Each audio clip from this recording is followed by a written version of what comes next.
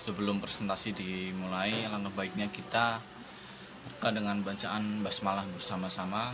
Bismillahirrahmanirrahim. Sebelumnya perkenalkan dulu, kami dari kelompok 4 akan mempresentasikan faktor yang memengaruhi keefektifan kelompok. Perkenalan dulu, saya sendiri Firman Muhammad Ramadan, NIM 150700118. Nah, di sini keefektifan kelompok yaitu mencapai kerjasama yang diakui. Anggota-anggotanya bertujuan, yaitu ada 2 tujuan. Yang pertama, melaksanakan tugas kelompok yang diukur dari kerja kelompok yang disebut prestasi. Yang kedua, memelihara moral anggota-anggotanya diukur dari tingkat kepuasan. Oleh karena itu, faktor-faktor keefektifan kelompok dapat dilacak dari karakteristik kelompok yang disebut faktor situasional dan juga pada faktor karakteristik para anggotanya yang disebut faktor personal. Kita masuk ke faktor situasional. Itu ada ukuran kelompok. Jadi ukuran kelompok yaitu terdiri dari 5 orang yang efektif. Hubungan antara ukuran kelompok dengan prestasi kerja kelompok bergantung pada apa tugas yang telah diselesaikan dari kelompok itu. Di sini ada 2 macam. Yang pertama itu ada koaktif, yang kedua itu ada interaktif. Yang pertama itu ada tugas koaktif. Tugas koaktif yaitu masing-masing anggotanya bekerja secara sejajar dengan yang lain tanpa adanya interaksi. Makin banyak pekerja atau anggotanya, itu makin banyak tugas yang bisa diselesaikan. Contoh, misal ada 1 orang dapat memindahkan 1 tong ke dalam truk tersebut dalam waktu 10 jam, maka ada 10 orang memindahkan tong tersebut bisa menyelesaikan tugas tersebut dalam waktu 1 jam. Jadi dengan adanya banyak orang, maka tugas tersebut makin dapat diselesaikan karena tidak adanya interaksi. Yang kedua itu tugas interaktif. Anggota-anggota kelompok menyelesaikan masalahnya itu secara terorganisasi untuk menghasilkan suatu produk. Misal dalam pekerjaan tersebut para anggotanya saling berinteraksi bahu-membahu untuk menyelesaikan pekerjaan. Maka tenaga dan waktu dari anggotanya semakin berkurang. Faktor lain yang memengaruhi prestasi dan ukuran kelompok yaitu tujuan dari kelompok tersebut. Apabila kelompok tersebut memerlukan kegiatan konvergen atau penyelesaian masalah yang benar, hanya dibutuhkan kelompok kecil supaya produktif. Terutama bila tugas yang dilakukan hanya membutuhkan sumber, keterampilan, dan kemampuan yang terbatas. Apabila tugas tersebut dibutuhkan tugas divergen, maka kelompok tersebut harus memiliki kelompok yang berjumlah besar atau banyak. Saya Nisrina Nur Salsabila, NIM 18070100020. Alangkah baiknya kita memulai presentasi ini dengan bacaan basmalah bersama-sama. Bismillahirrahmanirrahim. Baik, saya akan melanjutkan presentasi dari teman saya sebelumnya. Jadi dari segi komunikasi, makin besar kelompok, maka makin besar kemungkinan pula anggota kelompok itu tidak berkomunikasi. Nah, ini dilihat dari alur transaksional. Nah, teman-teman tahu nggak alur transaksional itu seperti apa? Jadi saya akan memberikan contohnya ya, biar teman-teman paham. Jadi contoh dari alur transaksional itu, misalkan ada 3 orang. Ini ada 3 orang ya. Ini si A, lalu ini si B,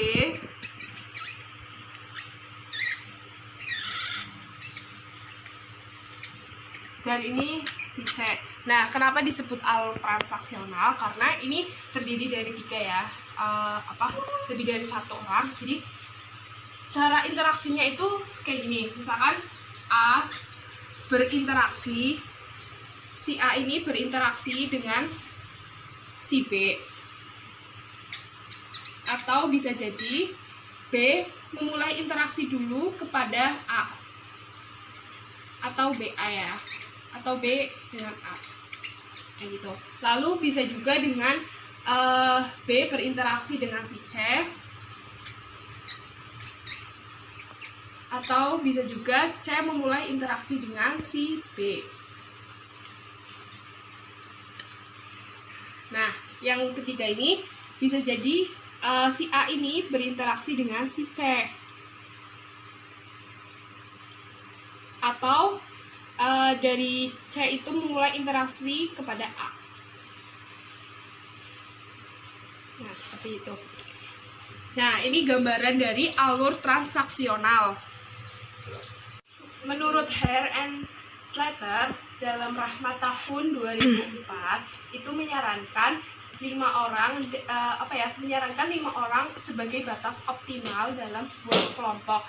Nah, jadi jika lebih dari 5 orang itu, kelompok itu tidak efektif atau menjadi kacau. Nah, contohnya itu seperti dalam sebuah organisasi ya. Misalkan organisasinya itu anggotanya banyak dan sebagian itu ada anggota yang rajin, ada anggota yang diam, ada anggota yang ya kayak gitulah ya, macam-macam ya. Jadi komunikasinya itu menjadi tidak efektif karena terlalu banyak orang gitu, bahkan lebih cenderung menjadi diam.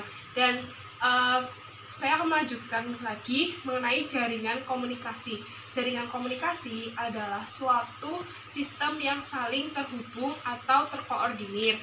Nah, ada kohesi kelompok, yaitu adalah kekuatan yang mendorong anggota untuk tetap tinggal dalam kelompok dan mencegahnya anggota untuk tidak keluar. Dan ini menurut pendapat dari Collins dan Raven tahun 1964. Perkenalkan, nama saya Nadia Ulfa, NIM 18070-113. Di sini saya akan melanjutkan presentasi dari teman saya yang sebelumnya. Saya akan menjelaskan mengenai beberapa implikasi kelompok yang kohesif menurut Bettinghaus tahun 1973. Itu yang pertama ada pada kelompok kohesif, di mana devian akan ditentang dengan keras. Komunikator itu mudah memperoleh dukungan kelompok jika gagasannya sesuai dengan mayoritas anggota kelompok. Namun, sebaliknya jika ia gagal, maka ia akan menjadi satu-satunya devian dalam kelompok. Yang kedua, pada umumnya kelompok yang kohesif itu lebih mungkin dipengaruhi persuasi. Ada tekanan ke arah uniformitas dalam pendapat dan tindakan. Yang ketiga, komunikasi dengan kelompok yang kohesif itu harus memperhitungkan distribusi komunikasi di antara anggota-anggota kelompok.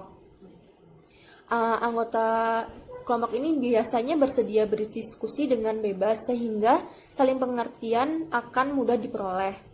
Yang keempat, dalam situasi pesan tampak merupakan ancaman kepada kelompok, di mana kelompok yang kohesif ini cenderung menolak pesan dibandingkan dengan kelompok yang kohesinya itu lebih rendah.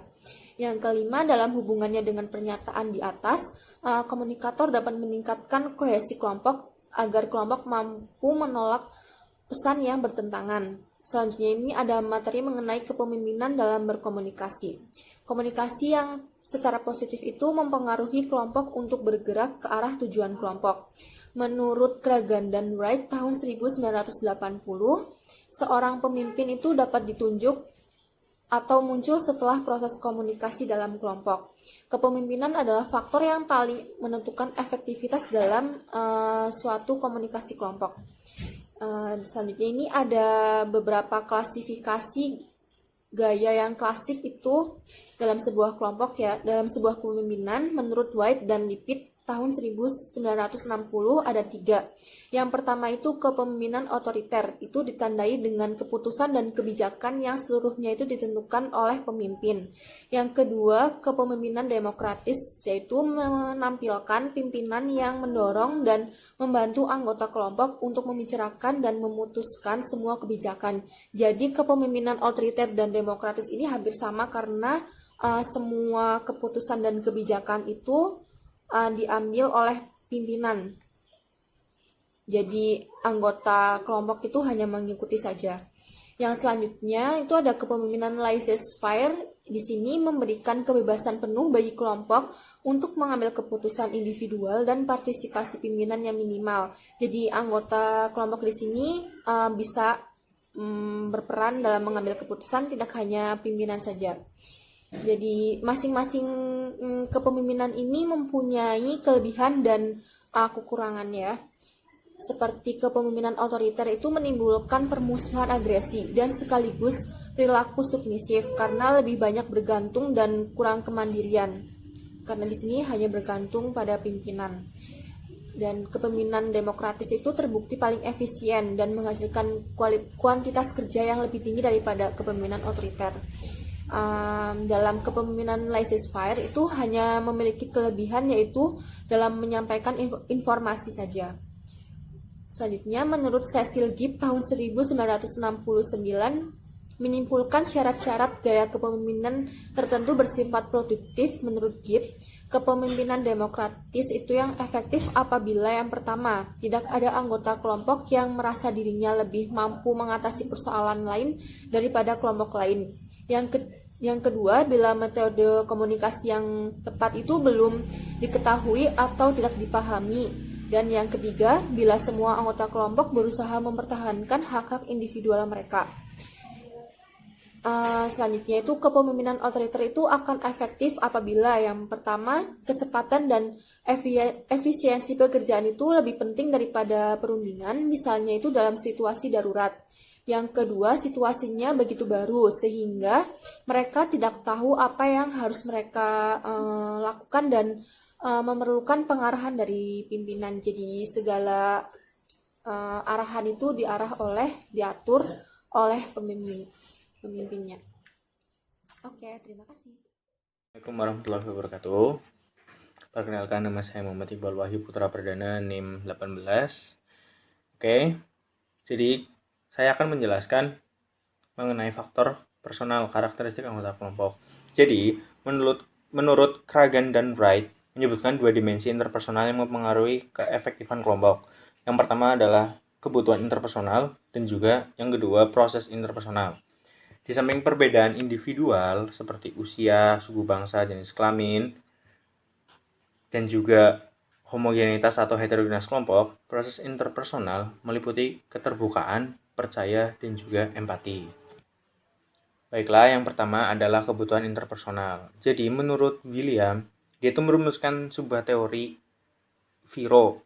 FIRO itu memiliki singkatan yang berarti Fundamental Interpersonal Relation Orientation. Jadi menurut teorinya William ini, orang memasuki kelompok itu karena didorong oleh tiga kebutuhan interpersonal. Apa aja? Jadi yang pertama adalah inclusion, yaitu ingin masuk menjadi bagian dari kelompok.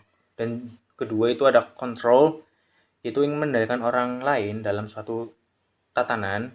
Dan yang terakhir ada hierarkis dan affection. Jadi hierarkis dan affection itu dia itu ingin memperoleh keakraban emosional dari anggota kelompok yang lain. Oke, selanjutnya saya ingin menjelaskan penjelasan teori dari Kragan dan juga Wright. Jadi yang pertama itu inclusion ya, atau inklusi.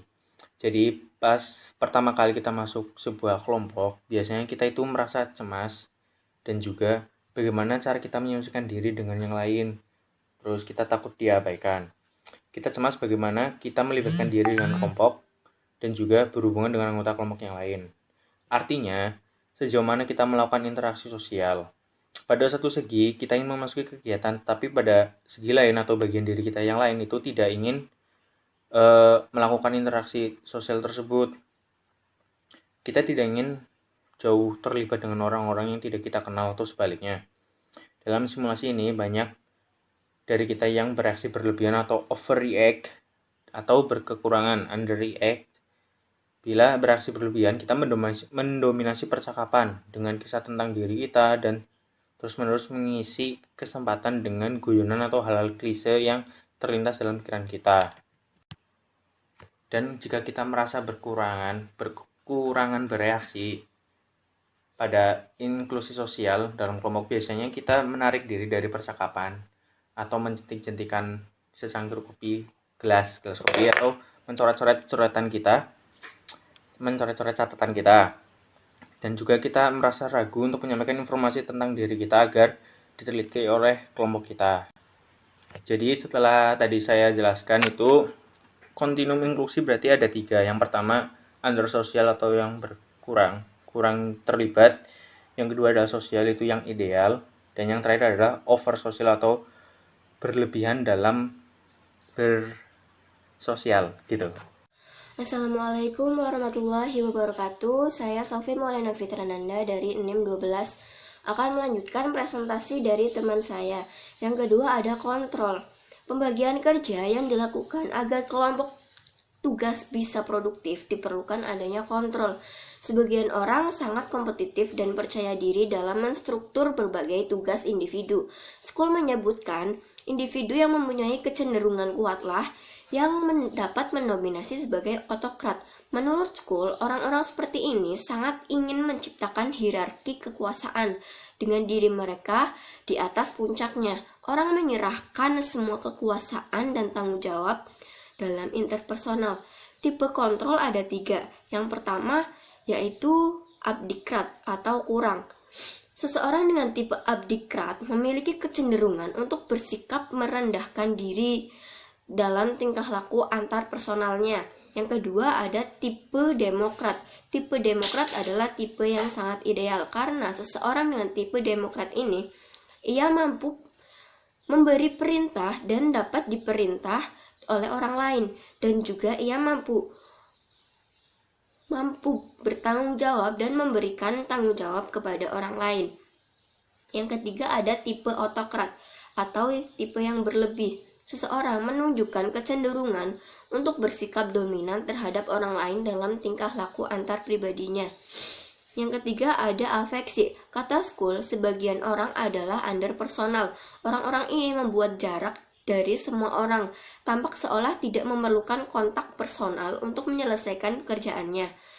Pada ujung yang lain, ada orang yang over personal dan tampak tidak dapat menyelesaikan pekerjaan kalau tidak ada ikatan kasih sayang yang kuat yang menghubungkan mereka dengan orang lain. Jadi tipe over personal ini mereka harus merasa dekat terlebih dahulu untuk dapat bekerja sama. Tipe afeksi juga ada 3. Yang pertama ada underpersonal atau kurang. Seseorang dengan tipe underpersonal ini memiliki kecenderungan untuk selalu menghindari setiap keterikatan yang sifatnya intim dan mempertahankan hubungan dengan orang lain. Yang kedua ada tipe personal atau tipe yang ideal. Seseorang yang mendapat kepuasan dalam memenuhi kebutuhan antar pribadinya untuk afeksinya. Yang ketiga ada overpersonal atau yang berlebih, yaitu seseorang dengan tipe overpersonal ini ia yang cenderung hubungan erat dengan orang lain dalam tingkah laku antar pribadinya. Terima kasih. Assalamualaikum warahmatullahi wabarakatuh. Nama saya Vivi Wijayanti, NIM 29. Di sini saya akan menjelaskan ada 3 hubungan sosial emosional yang terjadi di lingkungan kita. Yang pertama itu menunjukkan atau menampakkan adanya hubungan persahabatan. Misalkan ada orang yang berinteraksi atau berkomunikasi sama kita, jadi kita tuh welcome, kayak menerima dia di yang sedang berkomunikasi sama kita. Yang kedua adanya mendramatisi. Jadi kita menyesuaikan perasaan apa yang dia informasikan atau dia berkomunikasi sama kita. Yang ketiga ada menyetujui. Menyetujui maksudnya dari sini kita berkomunikasi. Dia menyampaikan informasi kepada kita, terus kitanya menyetujui informasi yang dia sampaikan kepada kita. Lalu adanya hubungan tugas upaya jawaban dari informasi atau komunikasi yang kita lakukan kepada masyarakat itu ada 3. Yang pertama, memberikan saran. kita memberikan saran kepada lawan bicara kita atau komunikan. Yang kedua adanya memberikan pendapat opini kita kepada lawan bicara kita misalnya. Lalu yang ketiga itu memberikan informasi berupa hal yang baru, mungkin ada yang memberikan informasi tujuannya guna orang yang mendengarkan informasi kita itu mengetahui apa yang terjadi di luar sana, misalnya. Lalu di sini ada pertanyaan, di dalam ini terbagi menjadi 3, yaitu kita meminta informasi kepada lawan bicara kita. Yang kedua adanya kita bisa meminta pendapat.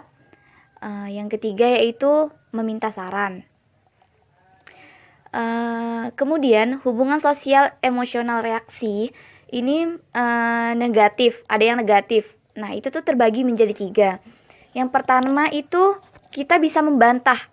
Misalkan seseorang memberikan informasi kepada kita, lalu sedangkan informasi yang dia berikan itu tidak benar adanya. Jadi kita bisa membantah informasi yang telah dia berikan kepada kita. Yang kedua, menunjukkan ketegangan dalam hal apapun. Yang ketiga itu menampakkan permusuhan. Seolah-olah kita tuh tidak mau mendengarkan dia berbicara, tidak mau menerima informasi yang dia berikan kepada kita. Lalu di sini dari hal yang tadi yang saya sampaikan bahwa satuan frekuensi dalam berkomunikasi itu dapat dihitung. Profil frekuensi yang tadi ini akan menunjukkan tingkat kepuasan kita terhadap kelompok maupun individu yang mana dapat mencapai tujuannya.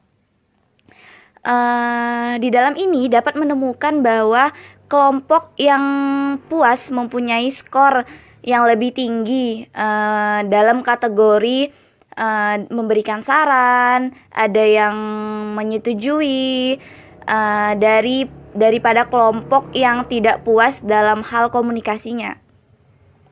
Begitu pula dalam kita memberikan pengarahan, memberikan pendapat, lalu memberikan saran yang lebih baik daripada kita yang meminta informasi, pendapat dan saran kepada orang yang lawan bicara kita.